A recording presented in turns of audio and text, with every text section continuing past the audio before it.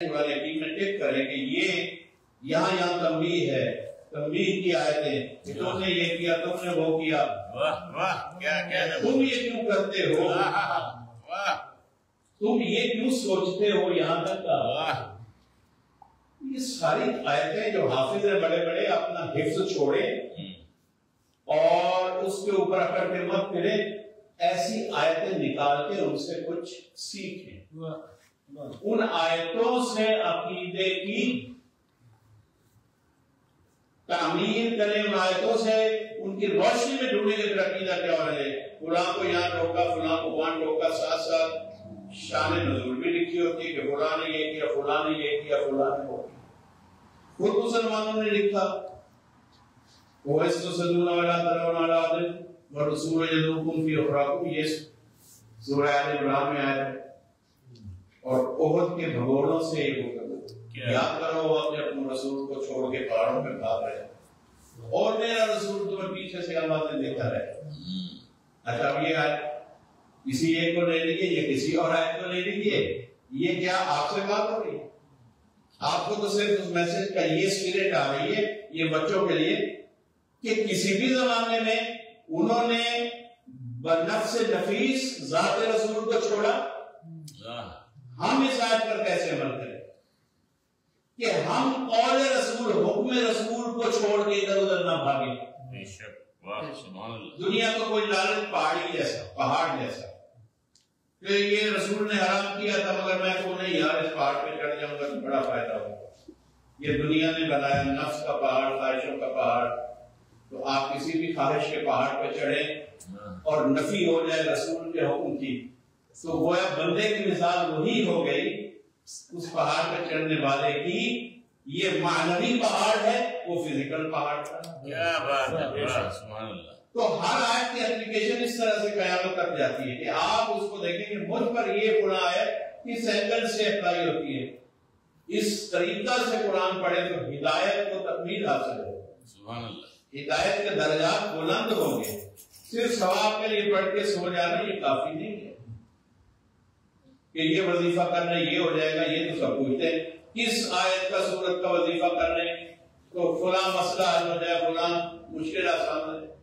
سب سے بڑی مشکل یہ ہے کہ آپ کی نجات کا راستہ نہیں کلیئر ہو رہا، کیا بات ہے، اور اس کے لیے آپ قرآن حکیم کی آیتوں میں اس طرح سے جائیں کہ آپ دیکھیں کہ یہ آیت آج مجھ پر کس طرح سے اپلائی ہو رہی ہے۔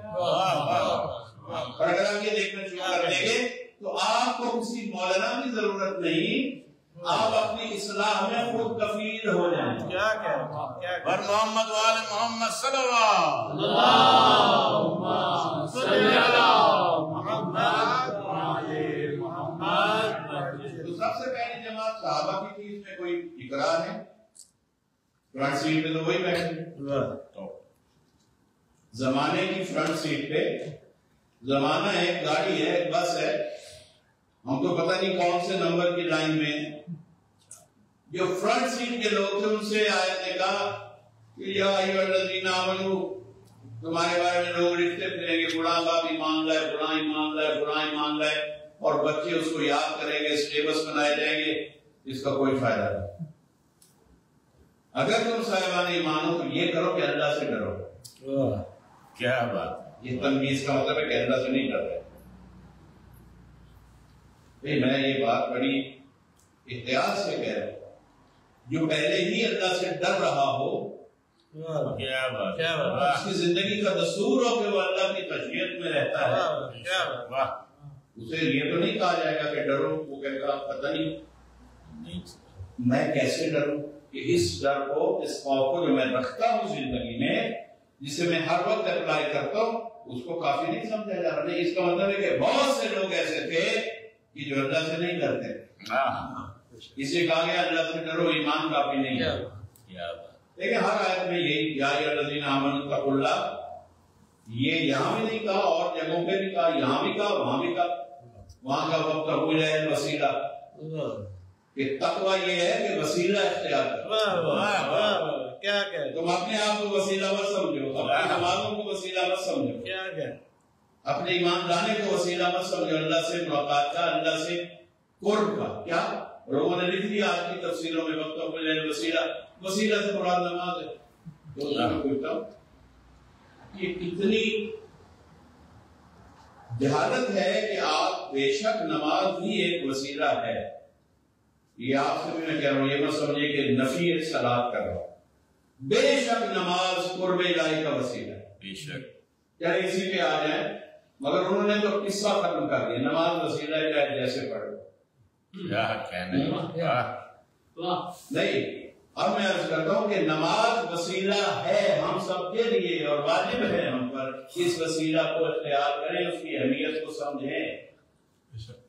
لیکن نماز ہے ہمارے لیے وسیلہ، روزہ ہے ہمارے لیے وسیلہ، لیکن نماز کا اپنا وسیلہ کیا ہے؟ بھئی وہ نماز منہ پہ مار دی جاتی ہے. سب فرقوں نے لکھا جس میں محمد و آل محمد پر درود نہ بھیجا جائے.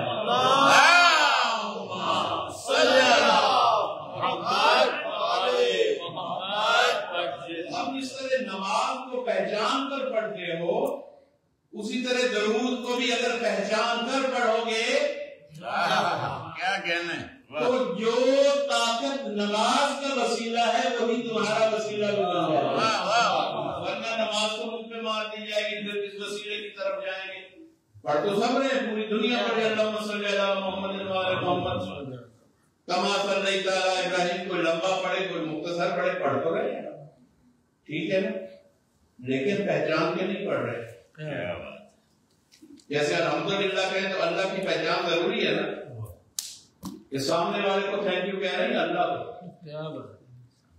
تعین نہیں ہے، تعین نہیں ہے تو الحمدللہ کا بھی کوئی فائدہ نہیں.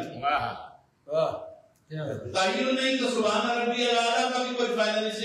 رب کی معرفت اور اس اعلیٰ رب کی الیت کو پہچانے کے بغیر آپ نے سجدے میں یہ پڑھنا شروع کر دیا. اسی طرح کوئی جملہ نماز کا ایسا نہیں کہ اس میں تعین کے بغیر پڑھے. اشہد ان لا الہ الا اللہ، اس اللہ کی گواہی یقین ہوگا، تعین ہے ذات وحدت کا، توحید کا، تو اشہد ان لا الہ الا اللہ فائدہ دے گا. ورنہ طوطے کو یاد کروا دے. حالانکہ طوطا بندے سے زیادہ صاحب ایمان ہے، کیونکہ وہ اللہ کو مانتا ہے، وہ فرقوں میں تقسیم نہیں ہوتا. کوئی حیوان ایسا نہیں کہ جو ہدایت سے خالی ہو. جتنی ہدایت اللہ نے اس کے لیے چاہی اس کو حاصل ہے. ابھی میں عرض کر دوں گا، اچھا حیوان ہو یا ہماری نظر میں کوئی رسوا یا ذلیل حیوان ہو، اسے بھی ہدایت ہے.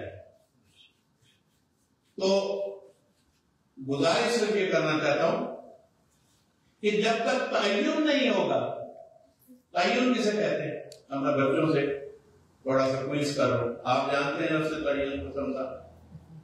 تعین بھی اس کی آئیڈینٹیفیکیشن پوری طرح کہ وہ کون ہے.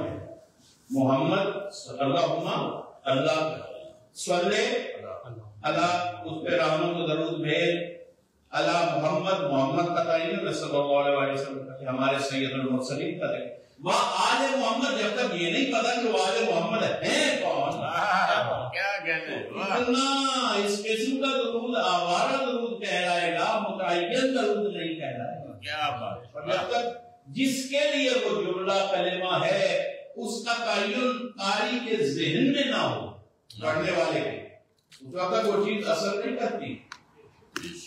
الحمدللہ نہیں اثر کرتا تو ضرور کیسے اثر کرے گا کہ آپ اللہ کو پڑھنے جائیں. صلی علی محمد و آل محمد. آل محمد کون ہے؟ آپ نے اے ڈبل ایل آر لے لی، جو بھی ملے اسے کہہ دیا نہیں. ان ہستیوں کا تعین ہے، وہ کون کریں گے؟ رسول فرمائیں گے. ہم فاطمہ تو وہ ابوہا و مالہا و بنوہا. اللہم صلی علی محمد و آل. پہلی جو بات ہوتی کہ اس سے کہا گیا کہ ایمان کافی نہیں، اللہ سے ڈرو، اور اللہ سے ڈرنے کا طریقہ بھی سمجھایا. کیا ساتھ رہو. کیا بات ہے. یعنی ہر جملہ اگلے جملے کی، پچھلے جملے کی اگلا جملہ وضاحت کرتا ہے. کیا کر رہا ہے. جیسے میرا کوئی جملہ ایسا نہیں ہو سکتا کہ وہ اتنا کانسٹنٹ ہو اور اتنا مدرک ہو کہ وہ ادھورا جملہ بھی کام آ سکے آپ. جب میں کہتا ہوں میں یہ کہہ رہا ہوں، اس کے بعد اگر میں کچھ نہ کہوں تو کتنی بے مقصد گفتگو تھی۔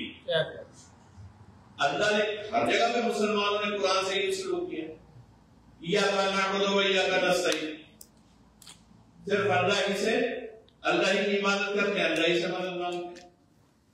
اور وہیں ایک نیا نظریہ کا دیا کہ وہاں تو یہ پڑھا تھا کہ اللہ سے مدد مانگتے ہیں، یا رسول اللہ مدد کیوں کہہ دیا، یا علی مدد کہتے ہیں۔ اب یہ نہیں پتا کہ سورہ نام ختم نہیں ہو گیا، آگے چل رہا ہے، اگلا جملہ پچھلے جملے کی تشریح صراحت کر دے گا کہ کون سی مدد، ایاک نعبد و ایاک نستعین، مدد یہ کہ اہدنا الصراط المستقیم، ہماری یہ مدد کر، کیونکہ ہم تیری عبادت کرتے ہیں، تو ہماری یہ مدد فرما کہ ہمیں صراط مستقیم پر چلا۔ اب یہاں بھی اللہ نہیں رکا کہ صراط مستقیم کے بعد ہر ایک اپنا اپنا اپنی اپنی ڈائریکٹری نکال کے گئی، یہ صراط مستقیم اپنے اپنے جی پی ایس کے، یہ نیویگیشن آپ نہیں کریں گے، اللہ نے نیویگیٹر ساتھ رکھا ہوا بھیجا ہے، پورا نقشہ بنا کے بھیجا ہے، مدد مانگو ہدایت کی، صراط مستقیم کی طرف، اہدنا الصراط المستقیم۔ آگے بتایا کہ وہ کون سا ہے جس کو صراط مستقیم کہہ کے بھی گزرے ہو، صراط الذین، کچھ لوگ ہیں، تیرا راستہ تو ہے نہیں، کچھ ہم ایک نہیں سکتے، صراط الذین، ان لوگوں کا راستہ دکھا، ان لوگوں کے راستے پہ قائم رکھ، یہ ہے مفہوم آئے، صراط الذین انعمت علیہم، جن پر تیری نعمت ان لوگوں پر نازل ہوئی، اور ان لوگوں کا راستہ نہیں چاہیے، ان سے بچا لے، غیر المغضوب علیہم ولا، مغضوب تیرے غضب یافتہ گمراہ ان کے راستے سے بچا۔ اور یہ وہ صاحبان نعمت نے، نہ یہ کبھی گمراہ ہوئے نہ کبھی مغضوب، یہ ہمیشہ ان کے غیر ثابت ہوئے، نعرہ حیدری، اس طرح سے غیر ثابت ہوئے کہ وہ اگر ساتھ میں بیٹھے ہوں تو وہ اور ہوتے ہیں، یہ اور ہوتے ہیں، یا صاحب نعمت ہوتا ہے تو مغضوب ہوتا ہے۔ و محمد و آل محمد، بلند صلوات، اللہم صلی علی محمد و آل اکٹھے ہو جائے تو خبردار کہیں گمراہ نہ ہونا، تو ہستیاں ایک صاحب نعمت ہو سکتا ہے، ایک المغضوب ہو سکتا ہے، یہ اس کا غیر رہے گا، یہ اس کا غیر رہے گا، کیونکہ شیطان اور جناب آدم جب نکلے جنت سے، دونوں نکلے نا، ذرا اس کا مزہ لے لیجیے فکری طور پہ، مدد لینے کے لیے نہیں، اپنی دلیل کے لیے، دونوں کی ڈیسٹینیشن کیا تھی؟ زمین،